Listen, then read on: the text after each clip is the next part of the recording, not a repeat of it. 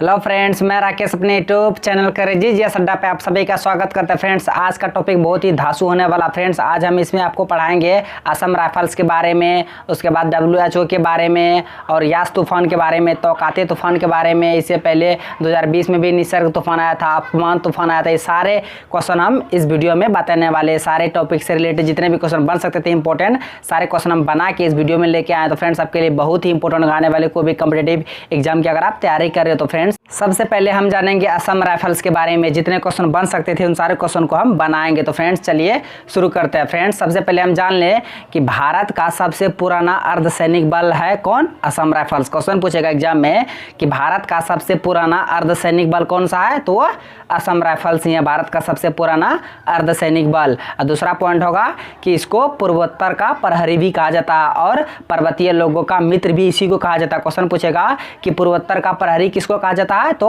Assam rifles को कहा जाता है। याद रखिएगा, पूर्वोत्तर का प्रहरी और पर्वतीय लोगों का मित्र, ये दोनों असम राइफल्स को ही कहा जाता है। आप इसे ध्यान में रखिएगा। अगला पॉइंट है कि इसको ना 1835 ईस्वी में ब्रिटिश ने कछार लेवी के नाम से इसकी स्थापना किया गया था। मतलब असम राइफल्स का स्थापना किया गया था कब? 1835 में। जब इसका स्थापना किया गया था उसका नाम उस समय क्या था?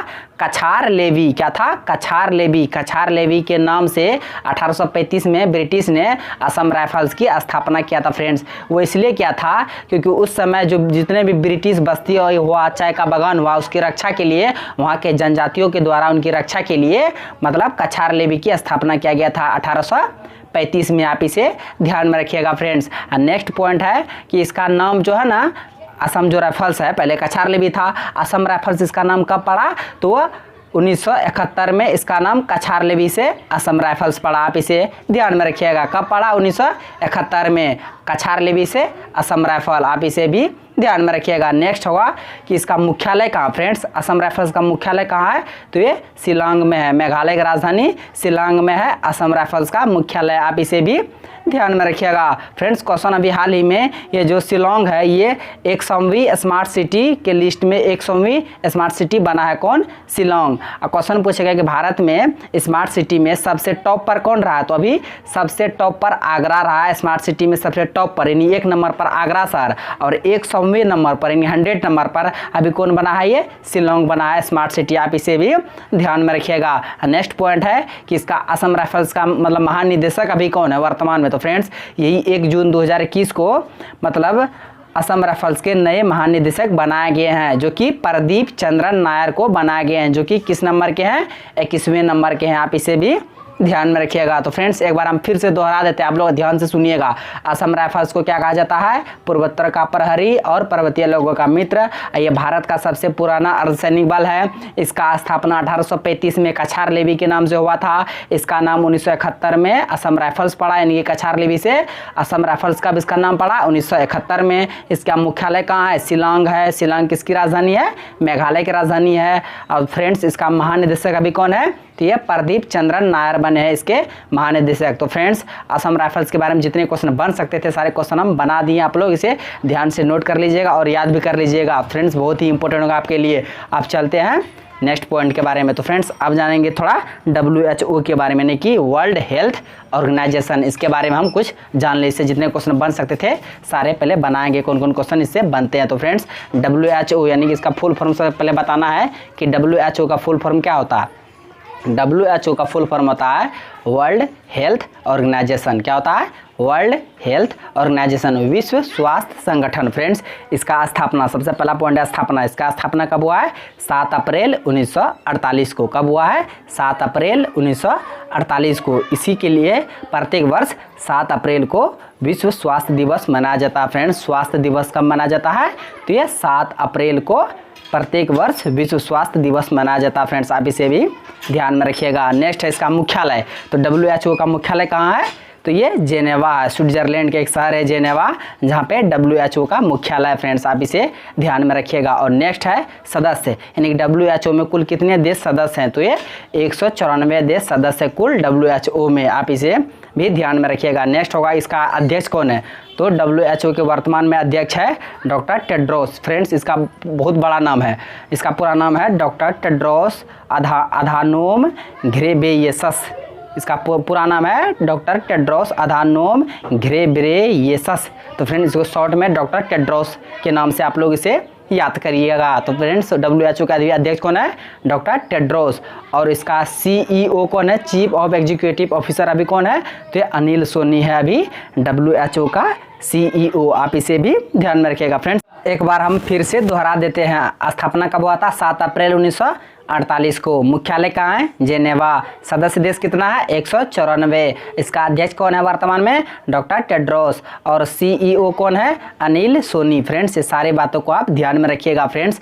चलते अब नेक्स्ट पॉइंट की ओर। नेक्स्ट पॉइंट है यास तूफान। फ्रेंड्स अभी हाल में जो यास तूफान आया था बंगाल व उड़ीसा बिहार झारखंड इस सब में बहुत ही तबाही लेके आया था फ्रेंड्स ये तूफान। यास तूफान के बारे में 3-4 क्वेश्चन बनते हैं, उसको भी आप ध्यान से सुनिएगा फ्रेंड्स। सबसे पहले बात हम जान लें कि यास तूफान की उत्पत्ति कहाँ से हुई। तो फ्रेंड्स ये बंगाल की खाड़ी से यास तूफान की उत्पत्ति हुई थी फ्रेंड्स। ये जो चक्रवाती तूफान है यास, इसका नाम यास किस देश ने रखा था? तो ये ओमान देश ने इसका नाम यास रखा। इस चक्रवाती तूफान का नाम यास किस देश ने रखा था? ओमान ने रखा था। और यास का अर्थ क्या होता है? निराशा। क्या होता है? निराशा। फ्रेंड्स यास तूफान के बारे में 3 क्वेश्चन बन सकते थे, 3 हम बना दिए हैं। पहला, इस तूफान की उत्पत्ति कहाँ से हुई? बंगाल की खाड़ी से। इसका नाम यास किस देश ने रखा? ओमान ने रखा। इसका अर्थ क्या होता है? यास का अर्थ निराशा होता है फ्रेंड्स। अब चलते हैं नेक्स्ट पॉइंट की ओर। नेक्स्ट पॉइंट है तौकाते तूफान। फ्रेंड्स तौकाते तूफान का उत्पत्ति कहाँ से हुआ? अरब सागर से। और इस चक्रवाती तूफान का नाम तौकाते किस देश ने रखा था? तो ये म्यांमार देश ने रखा था। और तौकाते का अर्थ क्या होता है? तेज आवाज निकालने वाली छिपकली। फ्रेंड्स आप इसे ध्यान में रखिएगा। बार हम फिर से बताते हैं तौकाते तूफान की उत्पत्ति कहाँ से हुई? अरब सागर से। इस तूफान का नाम तौकाते किसने रखा? म्यांमार देश ने रखा। और इसका अर्थ क्या होता है? तेज आवाज निकालने वाली छिपकली। तो फ्रेंड्स हम यास तूफान और तौकाते तूफान के बारे में बता दिए जो अभी हाल ही में आया था फ्रेंड्स। इससे पहले 2020 में भी 2 तूफान आया था। तो फ्रेंड्स पहला है निसर्ग तूफान। तो फ्रेंड्स ये निसर्ग जो तूफान आया था 2020 में, इस तूफान का नाम निसर्ग किस देश ने रखा था? तो ये बांग्लादेश ने रखा था फ्रेंड्स। आप इसे ध्यान में रखिएगा। और नेक्स्ट तूफान उसी के बाद आया था अम्फान तूफान। उस तूफान का नाम अम्फान किसने रखा था? तो ये थाईलैंड देश ने रखा था फ्रेंड्स। ये 4 तूफान थे। ये चारों तूफान को हम बहुत ही डिटेल तरह से बता दिए हैं। एक बार हम फिर से बता दे रहे हैं चारों तूफान को, आप लोग ध्यान से सिर्फ सुनिएगा। पहला बताते यास तूफान। यास तूफान की उत्पत्ति बंगाल की खाड़ी से। यास का नाम किस देश ने रखा था? ओमान देश ने इस तूफान का नाम यास रखा। यास का अर्थ होता है निराशा। अब चलते हैं नेक्स्ट था तौकाते तूफान। तौकाते तूफान का उत्पत्ति अरब सागर से हुआ था। तौकाते इस तूफान का नाम किस देश ने रखा था? तो ये म्यांमार देश ने इस तूफान का नाम तौकाते रखा था फ्रेंड्स। तौकाते का अर्थ होता है तेज आवाज निकालने वाली छिपकली। नेक्स्ट बताते जो 2020 में आया था पिछले साल, निसर्ग तूफान। निसर्ग तूफान यानी ये भी चक्रवाती तूफान था। इस तूफान का नाम निसर्ग किसने रखा था? तो बांग्लादेश ने रखा था। नेक्स्ट था अम्फान तूफान। इस तूफान का भी नाम अम्फान किस देश ने रखा था? तो थाईलैंड देश ने रखा था फ्रेंड्स। आज का टॉपिक बस यहीं तक था।